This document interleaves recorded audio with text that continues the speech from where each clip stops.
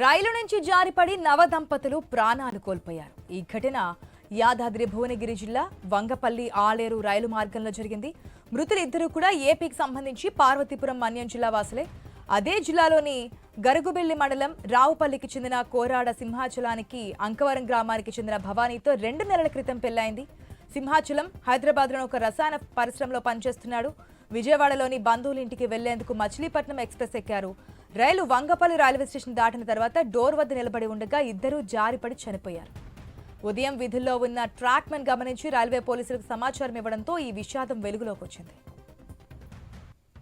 ఇటు విషాదకర ఘటనకు సంబంధించిన డీటెయిల్స్ మా ప్రతినిధి కిరణ్ ద్వారా తెలుసుకుందాం.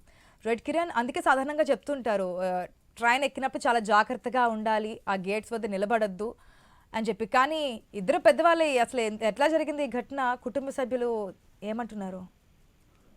ఆశా, యాదాద్రి భువనగిరి జిల్లాలో విషాదం వంగపల్లి మధ్య రైలు మార్గం సంబంధించి అక్కడ రైలు నుంచి జారిపడి జంట కొత్తపల్లి జంట చనిపోయింది. అయితే వీరు ఏపీలోని పార్వతీ మన్నం జిల్లాకు చెందినటువంటి సింహాచలం, అదేవిధంగా భవానీగా గుర్తించారు.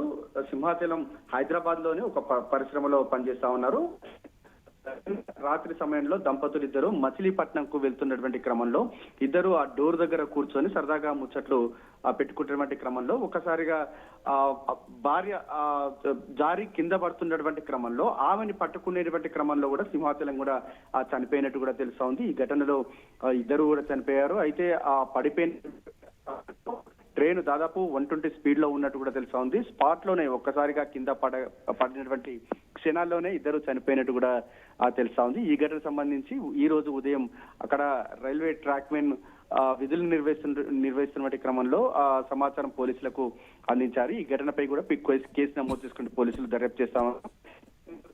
పోస్ట్ మార్టం నిమిత్తం భువనగిరి ఏరియా ఆసుపత్రికి తరలించారు. మొత్తంగా ట్రైన్ నుంచి జారిపడి కొత్త పెళ్లి జంట చనిపోవడంతో వారి కుటుంబంలో విషాద ఛాయలు అలుముకున్నాయి. ఆశ. రైట్ కిరణ్.